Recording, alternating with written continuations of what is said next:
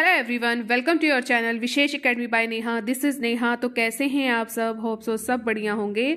तो गाइज, आज हम एक न्यू टॉपिक को स्टार्ट करेंगे। वो है हमारा वर्धन राज्य। बहुत ही इम्पोर्टेंट टॉपिक है ये। आपका प्राचीन इतिहास का टॉपिक है, ठीक है। और ये स्पेशली वीडियो है एमए के विद्यार्थियों के लिए, पीजीटी हिस्ट्री की जो प्रिपरेशन कर रहे हैं उनके लिए भी, या नेट की भी जो प्रिपरेशन कर रहे हैं उनके लिए बेस का बहुत अच्छा ये काम करेगी। तो बस आप वीडियो के एंड तक बने रहेंगे। इससे पहले की वीडियो की जो है आपको प्लेलिस्ट मिल जाएगी नीचे डिस्क्रिप्शन बॉक्स में, मैं जो है लिंक प्रोवाइड कर दूंगी। तो ये है आज का हमारा पार्ट 1। तो बस चलिए वीडियो को स्टार्ट करते हैं। वर्धन राज्य, इसमें जो स्पेशली जो टारगेट किया गया है वो हर्षवर्धन को किया गया है। अगर आपसे जैसे इस तरह के क्वेश्चन पूछे जाते हैं कि हर्षवर्धन की सफलताओं का मूल्यांकन करना है, विजय बतानी है, साहित्य कार्य बताने हैं, प्रशासन बताना है, हेनसांग कौन था, तो ये सभी जो है इन सब का उत्तर आपको अब मिल जाएगा। चलिए स्टार्ट करते हैं। देखिए, गुप्त साम्राज्य आपको मैंने बहुत अच्छे से पढ़ा दिया है। तो गुप्त साम्राज्य का जैसे ही पतन हुआ उसके बाद उत्तरी भारत में एक बार फिर से जो है राजनीतिक अव्यवस्था बहुत बुरी तरीके से फैल चुकी थी। अव्यवस्था बहुत बहुत हद तरीके से फैल चुकी थी, जिससे क्या हुआ, जिससे वहाँ पर छोटे छोटे जो है राज्य आपके स्थापित हो गए, ठीक है। छोटे छोटे जो हैं आपके राज्य स्थापित हो गए। और ये सभी के सभी क्या काम कर रहे थे कि हमें जो है अपनी प्रभु सत्ता जो है स्थापित करनी है। ऐसे समय में क्या हुआ, जब ये छोटे छोटे राज्य स्थापित हो गए, कहानी की तरह समझेंगे, बहुत ही इंटरेस्टिंग है ये आपका जो चैप्टर है। ऐसे समय में क्या हुआ, हुणों का ना अटैक हुआ, ठीक है। हुणों का अटैक हुआ तो ये स्थिति बहुत ही और ज़्यादा गंदी हो गई, ठीक है। भारतीय राजनीति और जो समाज पर चारों तरफ से जो है आपको मुश्किलें ही मिलने लग गई थी। ऐसे ही काल में क्या हुआ, ऐसे ही काल में स्थानेश्वर, जिसे आप आज कहते हो थानेश्वर, श्रीकंठ जनपद जो है पुराना नाम है, उसमें एक पराक्रमी राजा इसका प्रादुर्भाव हुआ, जिसने अपने कुल के लिए बहुत अच्छा काम किया, उसके गौरव को बढ़ाया। और जो ये बर्बर हुणों से क्या करा था, जो हमारे भारत पर जिसने अटैक किया था, इसने इससे हमारी रक्षा की, हमारी भारतीय सीमाओं की रक्षा की। ऐसा व्यक्ति कौन था? ये था पुष्यभूति। कौन था? पुष्यभूति। और इसने क्या किया था? पुष्यभूति वंश की क्या की थी? स्थापना की थी। बहुत ही इंपॉर्टेंट है। अगर हम इस पुष्यभूति वंश की बात करते हैं तो इसके जो प्रारंभिक शासक है उसके बारे में हमें कोई ज़्यादा जानकारी नहीं है। लेकिन अगर हम इसके उत्तराधिकारियों की बात करते हैं तो सबसे पहले आपका नाम आता है नरवर्धन का। ध्यान रखेंगे, सबसे पहला नाम है नरवर्धन का, फिर है आपका आदित्यवर्धन, फिर है राज्यवर्धन, ठीक है। ये उत्तराधिकारी थे। और इन जो ये वंश के जितने भी शासक हैं, इनके अंत में आप सब में देख रहे होगे कि वर्धन वर्धन जुड़ा हुआ है। तो इसी कारण, यही कारण है कि ये वंश इतिहास में जो है वर्धन वंश के नाम से प्रचलित हुआ था। और जो हर्षवर्धन है, ये नाम आपने ज़रूर सुना होगा अगर आप इतिहास के विद्यार्थी हो। तो हर्षवर्धन इस वंश का बहुत इम्पोर्टेंट शासक था, ठीक है। अब पुष्यभूति वंश को हम थोड़ा डिटेल में जान लेते हैं, आपको भूमिका समझ आ गई होगी। पुष्यभूति या वर्धन वंश का प्रारंभिक इतिहास जानते हैं। बाणभट्ट का जो हर्षचरित है उससे हमें ये पता लगता है कि जो पुष्यभूति वंशीय जितने भी नरेश हैं, जितने शासक हैं, ठीक है, ये जो है ये क्षत्रिय थे। ये बाणभट्ट के हमें इससे पता लगता है कि ये क्षत्रिय थे। लेकिन अगर हम बात करें आर्य मंजूश्री मूलकल्प जो है कि आपका एक बौद्ध ग्रंथ है, इसमें पुष्यभूति वंश को क्या कहा गया है? वैश्य कहा गया है। ये मत आपको हमेशा हर चीज़ में देखने को मिलते हैं। हेनसांग जो इसके दरबार में आया था, हर्षवर्धन के दरबार में आया था, इसने इसको कहा है वैश्य कहता है। क्या कहता है? वैश्य कहते हैं। कनिंगम और इतिहासकार हैं, वो ये मानते हैं कि पुष्यभूति जो है वैश्य नहीं थे, ये क्षत्रिय थे। ध्यान रखेंगे। आगे बढ़ते हैं। बाण के जो हर्षचरित्र से ये भी हमें पता लगता है कि इस वंश का जो आदि पुरुष था वो पुष्यभूति था, जो कि शैव धर्मावलंबी में था, मतलब शैव मत को मानता था। और इस पुष्यभूति ने जो अपना राज्य स्थापित किया था वो कहाँ पे किया था? थानेश्वर, जिसका पुराना नाम है श्रीकंठ जनपद में, इसने अपना राज्य को स्थापित किया था। अगर हम बात करें पुष्यभूति के बाद के शासकों की, उसका उल्लेख हमें हर्ष चरित्र में बिल्कुल भी देखने को नहीं मिलता है। हर्ष के अभिलेखों में भी हमें पुष्यभूति का कोई भी उल्लेख नहीं मिलता है। हर्ष के जो अभिलेख हैं आपको वो चीज़ ध्यान रखनी है कि कौन कौन से अभिलेख हैं। सबसे पहला है बांसखेड़ा, फिर है सोनीपत, फिर है मधुबन और नालंदा मुहर। ठीक है, नालंदा मुहर से हमें हर्ष के पहले के 5 राजाओं का उल्लेख मिलता है। कहने का भाव क्या है कि पुष्यभूति की हमें कहीं कोई भी पुष्टि नहीं मिलती है कि ऐसा कोई शासक भी था, लेकिन मानते हैं। ठीक है, ये आपको मैंने बता दिया कौन कौन मानते हैं। तो हर्ष के जो अभिलेख थे उसमें हमें 5 राजाओं का उल्लेख मिलता है। सबसे पहले है नरवर्धन, फिर है राज्यवर्धन प्रथम, फिर है आदित्यवर्धन, फिर है प्रभाकर वर्धन और फिर है राज्यवर्धन द्वितीय। यहाँ पे प्रथम है, लास्ट में द्वितीय है। सबसे पहले नर है, नर का क्या होता है, राज्य होता है, और राज्य है तो बहुत ज़्यादा आदित्य है। ठीक है, बहुत ही अद्भुत है, आदित्य है, और उसमें एक प्रभाकर नाम का व्यक्ति आता है और वो भी उसमें राज्य करता है। तो इस तरह जो है आप याद कर लेना, नर सबसे पहले आता है, पुरुष का राज्य होता है, राज्य बहुत ही आदित्य है। उसी आपके राज्य में कौन आता है, प्रभाकर आ जाता है, और प्रभाकर भी आकर इसमें राज्य करता है। ठीक है, तो एक ट्रिक बन गई है, ये चीज़ आपको याद हो जाएगी। ठीक है, तो हम ये कह सकते हैं कि जो नरवर्धन है वो इस वंश का प्रथम ऐतिहासिक राजा था। क्वेश्चन, वर्धन वंश का प्रथम ऐतिहासिक राजा कौन सा था, तो नरवर्धन है। ठीक है, और इन जो आपके हैं इस वंश के जो प्रारंभिक 3 शासक थे, सबसे पहले है नरवर्धन, फिर है राज्यवर्धन, फिर है आदित्यवर्धन। इन तीनों राजाओं ने ही क्या की थी, महाराज की उपाधि इनको मिलती है, जिससे प्रतीत होता है कि वो सामंत शासक रहे होंगे। ठीक है, तो ये चीज़ आपने ध्यान रखनी है। नरवर्धन, राज्यवर्धन और आदित्यवर्धन, इन्होंने महाराज की उपाधि ली थी। और वर्धन वंश के इन 3 प्रारंभिक राजाओं ने कब तक जो है शासन किया है, 520 से लेकर 580 तक जो है इन्होंने राज्य किया है। लेकिन हम बात करें कि इन्होंने तो महाराज की उपाधि ली है, नरवर्धन, राज्यवर्धन प्रथम और आदित्यवर्धन, इन्होंने तो महाराज की उपाधि ली है। लेकिन जो ये प्रभाकर वर्धन है, ये कैसा शासक था, ये आपका प्रथम स्वतंत्र शासक था। कैसा शासक था ये, प्रथम स्वतंत्र शासक था। ठीक है, अब आगे बढ़ते हैं। प्रभाकर वर्धन जो था ये थानेश्वर का बहुत ही शक्तिशाली शासक था, पहला स्वतंत्र शासक था।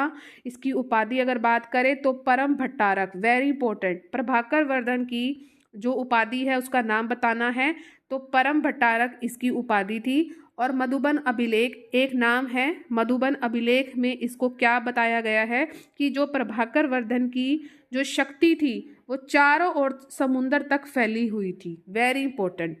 अगर हम बात करें, बाण ने जो है अपने हर्षचरित में लिखा है कि जो ये प्रभाकर वर्धन है वह हुंड रूपी हिरण के लिए सिंह था, सिंधु राज के लिए ये ज्वर था, गांधार राज रूपी सुगंध हाथी के लिए ये महामारी था, और गुर्जर देश की निंदा को भंग करने वाला था, लाटों की पटुता का हरण करने वाला था, और मालवा देश की लता रूपी लक्ष्मी की शोभा को नष्ट करने वाला परशु था। इसमें सब कुछ आ गया कि जो इसने काम किए हैं। ठीक है, तो ये चीज़ आपने ध्यान रखनी है। अब कह सकते हो कि विश्वसनीय तो नहीं है, अब आप इतनी चीज़ें आपने पढ़ ले तो इतना तो नहीं करा होगा, लेकिन संभव है कि प्रभाकर वर्धन ने अपनी शक्ति को, अपनी रक्षा करने को जो है हुण का, सैंधव का, गुर्जर का, गांधार का, लाट जो गुजरात में थे, पड़ोसी थे राज्य, दूरस्थ राज्य से, इनके सबके साथ ही युद्ध इसको लड़ना पड़ा था। लेकिन ये जो है प्रभाकर वर्धन थानेश्वर तक ही सीमित था, ये चीज़ आप ध्यान रखेंगे। ठीक है, ये किसका उपासक था, ये सूर्य का उपासक था। किसका उपासक था, सूर्य का उपासक था। अगर इसकी बीवी का नाम आपको बताऊं तो इसकी बीवी का नाम था भाई यशोमती देवी। क्या नाम था, यशोमती देवी। इसके जो है आगे जो है 3 संतानें हुई हैं। सबसे पहली थी राज्यवर्धन, हर्षवर्धन और राष्ट्री, ये थी पुत्री, ये थे इसके 2 पुत्र। और राष्ट्री का पुत्र राष्ट्री की जो विवाह हुआ है, इसकी पुत्री का विवाह, प्रभाकर वर्धन की जो पुत्री का विवाह किससे हुआ था, वेरी इंपॉर्टेंट, कन्नौज के मोखरी राजा जो थे ग्रहवर्मन, इसके साथ जो है इसका विवाह कर दिया। और उसने अपने जीवन के अंतिम दिनों में हुणों ने सीमांत प्रांत पर आक्रमण किया था, जिसको दबाने के लिए जब प्रभाकर वर्धन का जब अंतिम दिन चल रहे थे तो जो हुण थे, जो इतने टाइम से अपनी ये से प्रोटेक्शन कर रहा था, तो सीमांत प्रांत पर इसमें आक्रमण कर दिया। और इसको दबाने के लिए क्या काम हुआ, इसको दबाने के लिए जो है अपने बड़े लड़के जिसका नाम है राज्यवर्धन को इसने यहाँ पर भेजा कि भाई तू जाके प्रोटेक्शन कर। और 606 ईस्वी में क्या हुआ था, प्रभाकर वर्धन की मृत्यु हो गई थी। ठीक है। और यहाँ से जब राज्यवर्धन को भेजा गया तो राज्यवर्धन जो है विजय प्राप्त करने के बाद जब राज्यवर्धन वापस लौटा, जब हुणों पर इसकी विजय हो गई थी, तो वापस जब ये लौटा तो अपने पिता की मृत्यु का समाचार मिला तो वो बहुत ज़्यादा बुखला सा गया था, विचलित हो गया था और ये सोच रहा था कि भाई संन्यास ले लूँ। लेकिन हर्ष ने, जो इसका छोटा भाई था, राज्य का जो छोटा भाई था हर्ष, इसने इसको समझाया कि भाई तू राजगद्दी पर बैठ जा, ठीक है, ऐसा मत कर। तो अभी राज्याभिषेक की रोली सुखी भी नहीं थी। ये समाचार मिला कि जो मालवा के राजा देवगुप्त, मतलब इसके जीजे को मार डालते हैं। मालवा का एक राजा है देवगुप्त और गोण का जो शशांक, इन दोनों ने मिलकर कन्नौज पर आक्रमण किया और जो ग्रहवर्मा यानी इसके जीजे की डेथ हो गई थी, इसमें यहाँ पर इसकी मृत्यु कर दी थी। किसका ये जीजा था भाई, मैंने अभी अभी आपको बताया है ना। देखिए, राज्यवर्धन और हर्षवर्धन ये दोनों भाई थे, अभी आपको बताया है। प्रभाकर वर्धन ये मेन बंदा है, ये स्वतंत्र शासक था, अभी अभी आपको बताया। यशोमती देवी इसकी बीवी का नाम है। राज्यवर्धन पहला पुत्र, दूसरा पुत्र हर्षवर्धन, तीसरी बेटी है, मतलब तीसरी संतान हो गई राष्ट्री। ये एक बेटी है, दो बेटे हैं। इस राष्ट्री का जो है विवाह किससे किया था, ग्रहवर्मन से किया था। ये किसका शासक था, कन्नौज का शासक था। अभी जो है ये राज्यवर्धन अभी संभला ही नहीं था, इसको ये मिल गई थी जानकारी कि राष्ट्री का जो मतलब है पति ग्रहवर्मन यानी कि इसका जीजा लगा, इसकी हत्या कर दी। समझ आ गई कहानी। तो इसकी हत्या कर दी। किसने करी है भाई हत्या, मालवा के राजा देवगुप्त ने और गोण का जो शासक था, इन दोनों ने मिलकर कन्नौज पर आक्रमण कर दिया और ग्रहवर्मा की हत्या कर दी। और जो राज्यश्री थी, इसकी बहन थी, ठीक है, हर्षवर्धन की बहन राज्यश्री, इसको कहाँ कर दिया, कारागार में डाल दिया। और यहाँ पर यह भी आया कि यह भी सुनने में आया कि वह देवगुप्त जो कि मालवा का राजा था, यहाँ की सेना को नेता रहित समझकर इस देश पर भी आक्रमण करने का वो विचार कर रहा था। ठीक है। यह सुनकर राज्यवर्धन ने क्या किया था, थानेश्वर का भार अपने अनुज छोटे भाई हर्ष पर छोड़कर मालवा पर उसने आक्रमण कर दिया। ठीक है। तो ये सारी जानकारी इन दोनों भाइयों को मिल चुकी है और राज्यवर्धन कहता है कि भाई मैं जाऊंगा, मैं इस पर अटैक करूंगा और इस देवगुप्त को मार के आऊंगा जिसने मेरे जीजे को मारा और जो मेरी बहन है उसको कारागार में डाल दिया। इसलिए सारा भार वो किस पर सौंप गया, हर्ष पर छोड़ गया, हर्षवर्धन पर। और राज्यवर्धन ने क्या किया, इस मालवा पर अटैक किया और वहां पर उन्हें मार भी डाला। लेकिन जो ये गोण का शासक था शशांक, इसने अपनी कन्या का विवाह, उसको कहा कि भाई मैं अपनी कन्या का विवाह तुझसे करूंगा, ठीक है, लेकिन विश्वास दिलाकर उसकी हत्या कर दी और अपने मित्र देवगुप्त की पराजय का बदला भी इसने ले लिया। और इस प्रकार जो है वर्धन वंश पर चारों तरफ से संकट के बादल जो है मंडराने लग गए। पूरा डिटेल अब जो है अब पढ़ोगे कि भाई कैसे कैसे क्या हुआ। ठीक है, तो इतना आपको समझ आ गया होगा। चलिए हर्षवर्धन को पढ़ते हैं, है ना कहानी इंटरेस्टिंग। हर्षवर्धन का जन्म कब हुआ है भाई, 590 ईस्वी में जो है हर्षवर्धन का जन्म मानते हैं। और इसने थानेश्वर का जो राजा था, परम भट्टारक महाराजाधिराज जो है, इसने उपाधि ली है। और प्रभाकर वर्धन का ये सबसे छोटा पुत्र था। इसकी माता का नाम यशोमती था, पढ़ा है ना अभी हमने। और उसमें बचपन से ही चक्रवर्ती सम्राट बनने के गुण विद्यमान थे। वेरी इंपॉर्टेंट जो मैं अब आपको बता रही हूँ। हर्ष का जो बाल्यकाल था, उसके मामा का जो लड़का था भांडी, नाम ध्यान रखेंगे भांडी, तथा मालवराज महासेन गुप्त के जो लड़कों कुमारगुप्त का नाम रखना है ध्यान। और माधव गुप्त के साथ इसने अपना टाइम सबसे ज़्यादा व्यतीत किया है। इसकी शिक्षा दीक्षा भी बहुत अच्छे तरीके से हुई है। शस्त्र चलाने में बिल्कुल निपुण था। ये चीज़ें आपको हर्षवर्धन के बारे में इतनी पता होनी चाहिए। फिर बात करेंगे हम कि इसको राज सिंहासन कैसे मिला, इसकी प्राप्ति इसको कैसे हुई। 605 ईस्वी की बात है, जब इसके पिताजी का प्रभाकर वर्धन का देहांत हो गया, उनकी मृत्यु हो गई। और जो इसकी माता थी यशोमती, इनके साथ ही क्या हो गई थी, सती हो गई थी। चलो भाई, दोनों का चैप्टर खत्म। अब हर्ष का जो बड़ा भाई था राज्यवर्धन, ये सिंहासन पर बैठा, लेकिन उसको क्या समाचार मिला कि उसका जो बहनोई था, जीजा था, उसके कन्नौज का जो शासक था ग्रहवर्मन की हत्या हो गई है। अभी अभी मैंने आपको बताया। और राज्यश्री को यहाँ पर बंदी बना लिया। तो वो क्या करने लगा, वो अपने फटाफट सेना लेकर गया और कहा कि मैं उनको मारकर आऊँगा। इसी खेल में क्या हुआ, मालवा का जो शासक था जिसने इसके बहनोई को मारा था, उसका नाम था देवगुप्त। तो मालवा के शासक देवगुप्त को इसने मार डाला और धोखे से गोड़ के राजा शशांक ने राज्यवर्धन की हत्या कर दी, ये कहकर कि भाई कि मैं अपनी लड़की की शादी तुझसे करूंगा, लेकिन गोड़ का जो शासक था शशांक ने इसकी हत्या कर दी। ठीक है, अब क्या हुआ, ये तो चलो एक बंदे को तो मार दिया, लेकिन अपना घर का बंदा फिर चला गया। पापा जी भी चले गए, बड़ा भाई भी चला गया, बहन कारागार में है, जीजा भी मर गया। अब क्या, अब ये तो स्थिति तो बहुत ही गंदी हो गई है ना। तो 606 ईस्वी में थानेश्वर के राज दरबारियों ने ये सोचा कि हम यहाँ पर हर्ष को जो है वहाँ का शासक बना दिया। ठीक है, तो ये चीज़ आपको पता लगती है। ठीक है, लेकिन हर्ष ना ये सब चीज़ें सुनकर ना बहुत ज़्यादा उसका मन बहुत ज़्यादा अजीब सा हो गया था। भाई इतनी डेथ अगर घर में हो जाए, दिमाग वैसे भी खराब हो जाता है। वो नहीं चाहता था कि भाई मैं राजगद्दी पर बैठूं, लेकिन सेनापति का नाम आपको ध्यान रखना है कि किसके कहने पर इसने जो है ये सोचा कि मैं राजगद्दी पर बैठूंगा। सेनापति का नाम है सिंहनाद। तो ये जो है नाम आपने ध्यान रखना है कि इसके कहने पर जो है ना हर्षचरित थोड़ा सा मोटिवेट हुआ और उसने कहा कि चलो मैं राजगद्दी पर बैठूंगा। तो 606 में क्या हुआ, हर्ष थानेश्वर का शासक बना और इसने इसी वर्ष क्या चलाया, हर्ष संवत भी चलाया, वेरी इंपॉर्टेंट। अब ये गद्दी पर बैठ चुका है। इसके सामने जो आई हैं दो प्रतिज्ञाएं थी कि भाई कि मुझे अब बैठते इसने क्या काम करना है। सबसे पहला शशांक को मारना है।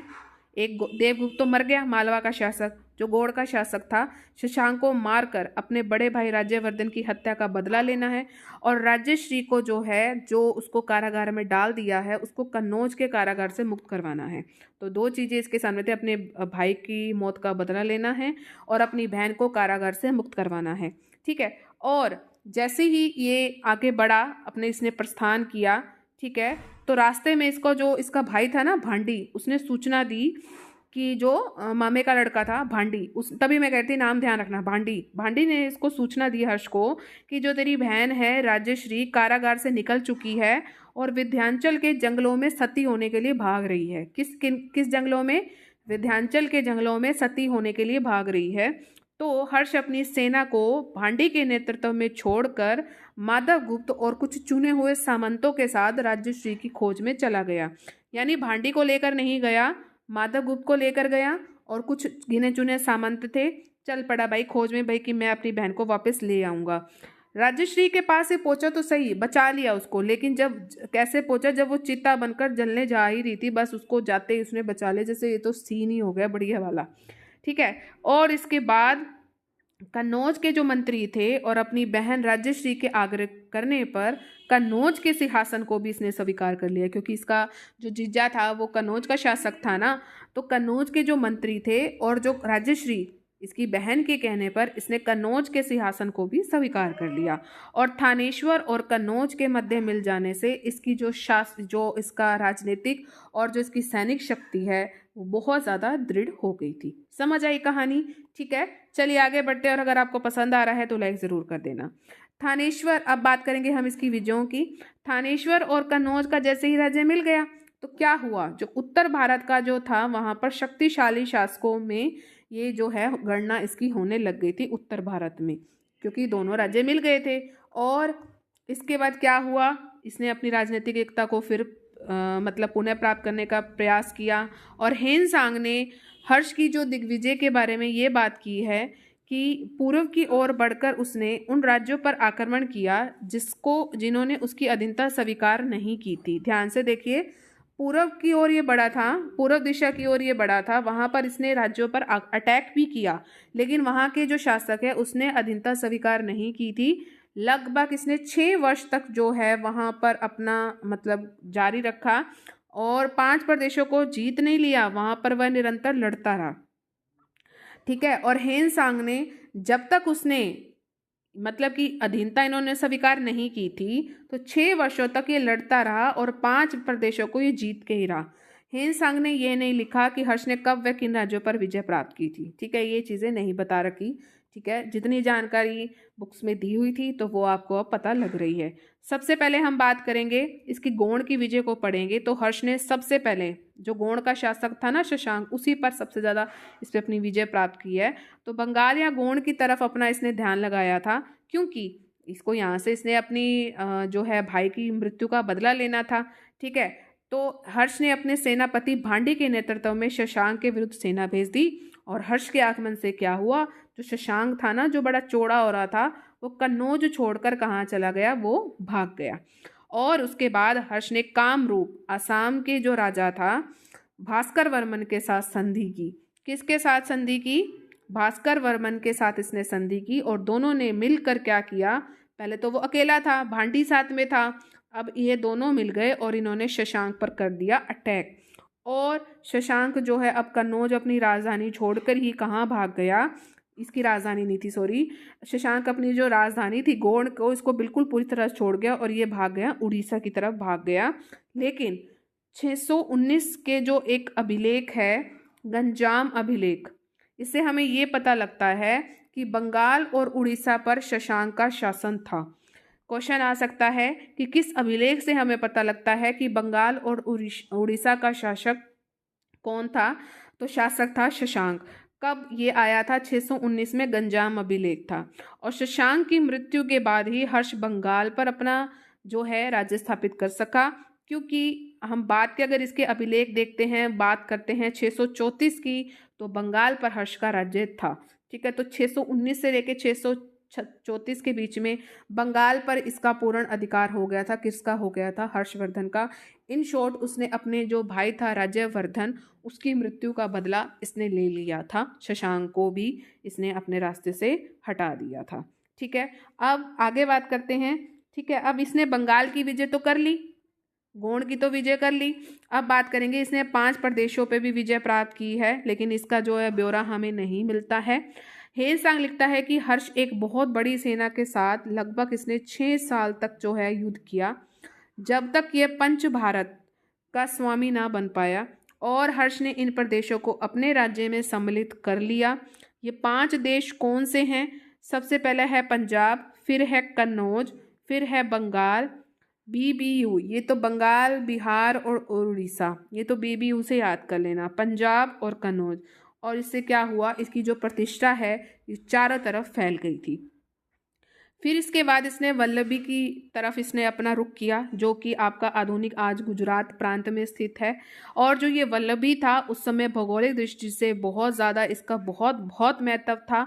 और उत्तर में हर्ष के साम्राज्य तथा दक्षिण में चालुक्य नरेश पुलकेश द्वितीय के साम्राज्य के बीच ये पड़ता था। जैसे कि उत्तर में ये राजा प्रमुख था ना हर्षवर्धन, तो दक्षिण में ये पुलकेशिन द्वितीय, ये जो है ये मेन बंदा था, इनके बीच में ये वल्लभी पड़ता था। हर्ष इसको जीत कर अपनी दक्षिण नीति, क्योंकि दक्षिण का राजा ये था, दक्षिण को ये अपनी कार्यवाही का आधार बनाना चाहता था। इसी वर्ष इसने क्या किया, हर्ष ने 630 से लेकर 640 ईस्वी के बीच में इसने क्या कर दिया, इसने वल्लभी पर अटैक कर दिया। और उस समय यहाँ का शासक कौन सा था? उस समय यहाँ का शासक था ध्रुवसेन द्वितीय। कौन था? ध्रुवसेन द्वितीय। और ध्रुवसेन को इसने पराजित हुआ इसमें, और उसने भागकर कहाँ पर शरण ली? उसने ली भड़ोच के गुर्जर नरेश दद्दा के पास। ध्यान रखेंगे ये नाम। कहाँ ये गया ध्रुवसेन द्वितीय? ये गया भड़ोच के गुर्जर नरेश दद्दा के पास ये गया, भाई मुझे तू शरण दे दे, भाई मैं तो हर्षवर्धन से हार गया हूँ। और इस घटना का उल्लेख हमें कहाँ मिलता है? गुर्जर दद्दा के नौसारी दान पात्र में मिलता है। अब ये चीज़ें हमें इनके अभिलेख में नहीं मिलती है, एक अभिलेख और जुड़ गया है, एक चीज़ और जुड़ गई है कि ये जो ध्रुवसेनदित्य है, जब ये हर्षवर्धन से हार गया था और इसके पास ये शरण लेने के लिए आया था, तो इस चीज़ का उल्लेख, ये जानकारी हमें कहाँ से मिलती है कि ध्रुवसेनदित्य आया था। ठीक है, तो ये हमें जानकारी मिलती है नौसारीदान पात्र में मिलती है। तो ये हम कह सकते हैं कि भाई हर्ष ने ना अपनी कूटनीति का इसमें बहुत ही अच्छे से इसने अपना सहारा लिया है। उम्मीद है आपको समझ आ गया होगा। नेक्स्ट है, इसने पुलकेशिन द्वितीय से युद्ध किया। पुलकेशिन द्वितीय जो था चालुक्य वंश का एक शक्तिशाली शासक था। ठीक है, और हेनसांग अपनी शक्ति और प्रभाव की चर्चा यहाँ पर करता है। ठीक है, और हर्ष की विजय के परिणाम स्वरूप उसकी साम्राज्य की सीमाएं जो थी वो कहाँ तक पहुँच गई थी, वेरी इंपॉर्टेंट। इतना इसने अपना साम्राज्य का विस्तार कर लिया था तो ये नर्मदा नदी तक ये पहुँच गई थी। और जो पुलकेशिन था जो दक्षिण भारत की ओर था, ये उत्तर की ओर जो है अपने राज्य का विस्तार करना चाहता था। अब कहानी समझिए, हर्षवर्धन जो है ये उत्तर भारत का शासक है और जो पुलकेशिन है ये आपका दक्षिण भारत का है।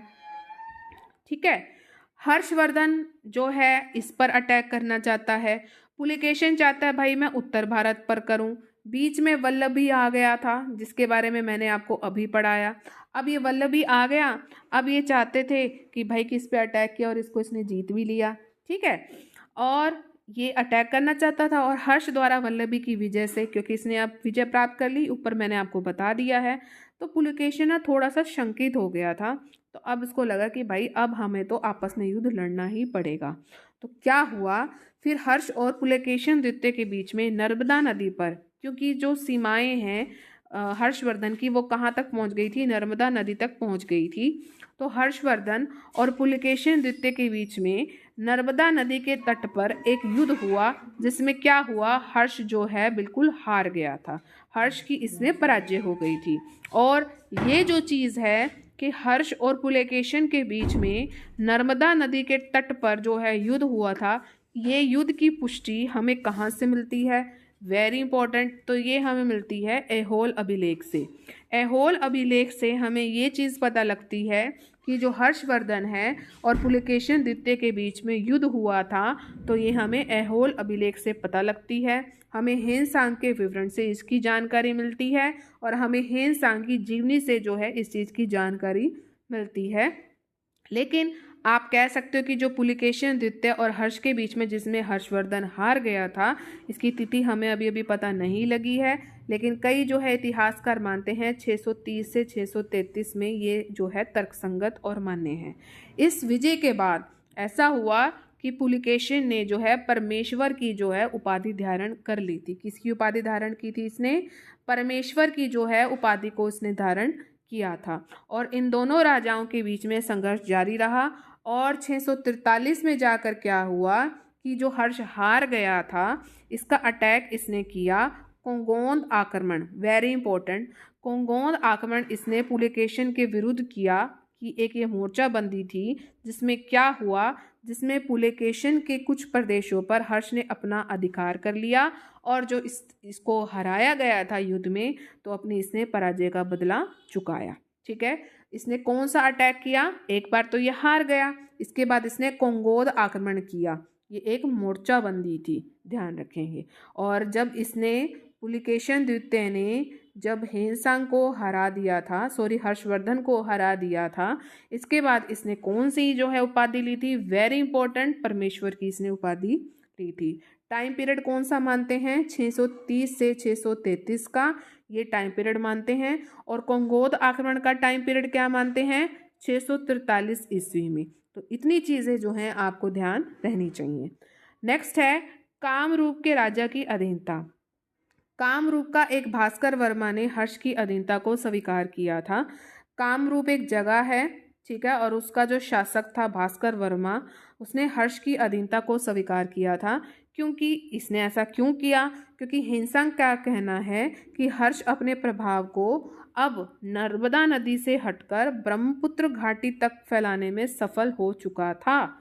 तो यहाँ के शासक को इसकी अधीनता स्वीकार करनी पड़ी और उसने कामरूप को भी अपने अधीन कर लिया था, तो इसलिए इसने इसकी अधीनता स्वीकार कर ली। तो कन्नौज की सभा में कामरूप जो नरेश थे भास्कर वर्मन जी उपहारों सहित उपस्थित हुए और ये भी आप कह सकते हो कि इसने इसकी अधीनता स्वीकार कर ली थी। इसके बाद इसने सिंध पर अपनी विजय प्राप्त की। हर्ष चरित्र से हमें ये चीज़ पता लगती है कि हर्ष ने सिंध के राज्यों पर भी अटैक किया और उसको पराजित किया और उसमें वो सफल रहा। लेकिन जो हेनसांग है उसने कहा कि सिंध को एक स्वतंत्र राज्य बताता है। ठीक है, इसमें अभी सहमति इतनी नहीं है, लेकिन आप जो है ये चीज़ लिख सकते हैं। नेपाल और कश्मीर पर भी इसने विजय करी। ठीक है, हर्ष ने नेपाल पर भी करी, कश्मीर पे भी करी। और बाणभट्ट ने अपने हर्ष चरित्र में कहा कि हर्ष ने एक दुर्गम पर्वतीय प्रदेश पर विजय प्राप्त की थी और ये विद्वान जो है नेपाल और कश्मीर के मानते हैं। ठीक है, तो ये चीज़ भी ध्यान रखनी है। इसने गंजाम विजय भी करी, गंजाम पर भी इसने अपना विजय प्राप्त करी। कांगोद हो गया या गंजाम का जो प्रदेश है महानदी के दक्षिण में बंगाल की खाड़ी के तट पर स्थित था। कांगोद अभी हमने सुना भी है ना, तो ये दक्षिण में जो है बंगाल की खाड़ी के तट पर स्थित था। तो हमें इस विवरण से पता लगता है कि हर्ष ने 643 ईस्वी के लगभग इस पर अटैक किया था और इस पर अपना अधिकार कर लिया था। और अगर हम बात करें तो पूर्वी भारत का यह हर्ष का दूसरा युद्ध था। इसने विदेशी राज्यों के साथ भी अपने संबंध बनाए हैं। ये बहुत ही अच्छा एक कुशल राजनीतिज्ञ भी था। इसने चीन और फारस के साथ जो है अपने राजनीतिक संबंध को स्थापित किया है। चीन का एक सम्राट था जिसका नाम है तई तसुंग। क्या नाम है? तई तसुंग तई तसुंग के पास इसने 641 में अपना एक दूत भेजा और 643 में क्या हुआ, इसने एक चीनी दल भी हर्ष के दरबार में भेजा था। तो इससे पता लगता है कि इसके विदेशों के साथ भी जो संबंध बहुत अच्छे थे। लास्ट आता है, इसने अपने साम्राज्य का विस्तार बहुत ही बढ़िया तरीके से किया। इसने एक विशाल राज्य की स्थापना की, लेकिन अभी भी मतभेद हैं। ठीक है, और साम्राज्य विस्तार इसने किया ही है, आप इतना पढ़ रहे हो तो इसने अपने साम्राज्य का विस्तार किया है। अब बात करेंगे हम इसके मृत्यु की।